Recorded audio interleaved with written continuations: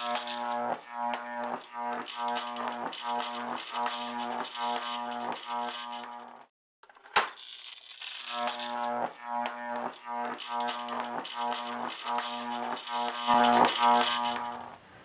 guys, today's video is going to be on showing you how you can repair a clothes dryer heating element. And this will be the same for electric furnace heating element too. They're all very similar. If it's got the nickel chrome wiring, which all heating elements are. Now if it's like a stove element, you can't fix it. But when these go out, it's usually always burnt in two in one or two spots. If you look real close, you can usually find it. Anybody spotted it yet? Yep, right there it is. See, it's burning in two right there. And I mean, one of these is going to cost you, anywhere between, $40 to $100 easily, depending on what brand and size your dryer is. And this repair, the way I'm doing this, ain't always recommended. But if you're not worried about that, and not worried about voiding a warranty or anything like that, then yeah, you can do this and at least buy some time with your dryer instead of having to buy a new element. You get some time out of it fixing it, and it usually lasts for a good long time. You fix it here, then it'll burn in two somewhere else, and you can keep doing it for a while.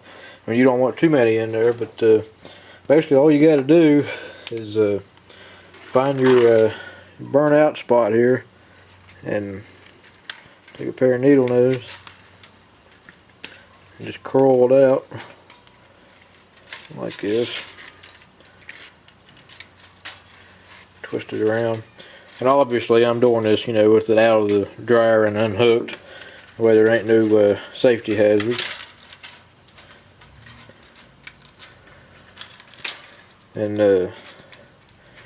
you're basically just going to loop them around together like this, where you're making a loop on each one. And you're going to put a little machine screw in there, or a little small bolt. And I'm going to put a washer on each side just so you can get a little better connection. You don't have to use a washer, but it does make it a little bit better, really.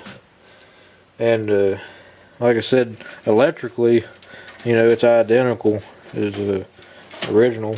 You're just fixing basically just splicing it here. Like I said, if you're concerned about safety or warranty or anything, and it's not something you'd want to do, but it does work. Just make sure both pieces of wire are looped around there, and you can clamp it down. You might have to get a wrench on this. And you want to get it pretty tight, because it's going to get hot and cold as it heats up and cools down, and the metal's going to expand and contract. And now you want to straighten your coils back up, that way none of them are touching. And I'll go ahead and do this off camera because it can take a couple minutes, and we'll look at it once I get it done. Okay, so I got the voltmeter set up on ohms. You see, you touch them together, you get 0. So now I'm going to read across these two leads here. And I'm reading about 10 ohms.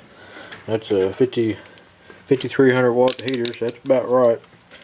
And that's not really all there is to it. Like I said, you might want to bend that down some if you have a clearance issue, and keep them spaced pretty far apart. You don't want none of them touching, because then you'll have a hot spot in between them and they can arc. And but yeah, just as long as it's about like that, that's all that matters. And the guy was going to throw that away, and I said, no, don't throw it away. He didn't want to fix it, he was afraid of it. I said, well, I'll fix it and keep it as a spare, because you never know, someone might come around needing one or something. Simple fix, really. And if you don't get a reading on it, then just look around. There might be another break on it, because if for some reason something shorted out or something, it might burn out in more than one spot. But yeah, that's a way you can buy some time with your heating element. And like I said, it can last several years, for the lifetime of the dryer as far as that goes. And it's basically free, unless you got to buy some screws or something. And just make sure it don't touch nothing or anything, and you'll be good to go. So, if you got any questions or comments, leave me a comment below, and I'll get back to you as soon as I can. So thanks for watching, guys.